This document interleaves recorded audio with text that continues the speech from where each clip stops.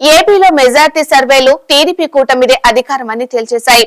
కొన్ని exit polls అయితే ఏకపక్ష విజయం సాధించనుందని తేల్చి చెప్పాయి. అదే జరిగితే చంద్రబాబు సక్సెస్ అని ఏకాభిప్రాయంతో చెప్పవచ్చు. పార్టీ మనుషులకు ఇష్టం లేకపోయినా, కుటుంబ సభ్యులకు ఇష్టం లేకున్నా పవన్ కళ్యాణ్ కు చంద్రబాబు ఎనలేని ప్రాధాన్యం ఇచ్చారు.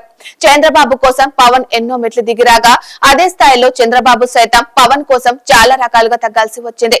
కుమారుడు లోకేష్, బావమర్ది బాలకృష్ణను పక్కన పెట్టి మరీ పవన్ కు ప్రాధాన్యత ఇవ్వాల్సి వచ్చింది. తనకు చంద్రబాబు ఇచ్చిన ప్రియారిటీని పవన్ సైతం గౌరవించారు. కూటమి కట్టడంలో, సీట్ల సర్దుబాటులో ఎక్కడ ఇబ్బందులు రాకుండా చూడడంలో పవన్ పాత్ర కీలకం. అలా పవన్ ను మలుచుకున్నారు చంద్రబాబు. బీజేపీతో పొత్తు అవసరమా అని సగటు టీడీపీ అభిమాని చంద్రబాబును ప్రశ్నించినంత పని చేశారు. అనుకూల మీడియా సైతం చంద్రబాబును తప్పుపట్టింది. 1% ఓటు లేని బీజేపీకి అన్ని సీట్లు అవసరమా అని ప్రశ్నించిన వారు ఉన్నారు. కానీ బీజేపీ అవసరం ఎలా ఉంటుందో చంద్రబాబుకు తెలుసు. తన నుంచి చేజారిపోతే ఎలా నష్టపోతామో తెలుసు. అందుకే బీజేపీని దగ్గర చేసుకునేందుకు ఆయన చేయని ప్రయత్నం లేదు.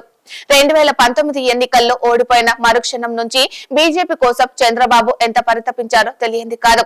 పిలిచినా పలకకపోయినా, కోరినా కోరకపోయినా కేంద్రంలోని ఎన్డీఏ ప్రభుత్వానికి మద్దతు తెలుపుతూ వచ్చారు. అధికారానికి దూరమైన మరుక్షణం తన వద్ద ఉన్న 4 రాజ్యసభ సభ్యులను బీజేపీలోకి పంపించారు. అప్పటి నుంచే తనదైన వ్యూహం రూపొందించుకున్నారు.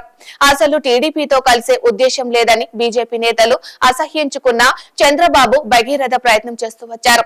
ఒకవైపు పవన్ కళ్యాణ్ ను, మరోవైపు సమీప బంధువు పురంధేశ్వర్ ని ప్రయోగించి పొత్తు పెట్టుకున్నారు.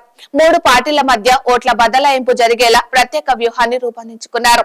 ఈ ఓట్ల బదలాయింపు సక్రమంగా జరగడం వల్లే కూటమి భారీ మెజారిటీతో అధికారంలోకి రాబోతుందని ఎగ్జిట్ పోల్స్ అంచనాలు కట్టడం విశేషం. అయితే ఈ విషయంలో చంద్రబాబు పోషించిన పాత్రను ఎక్కువ మంది గుర్తు చేసుకుంటున్నారు.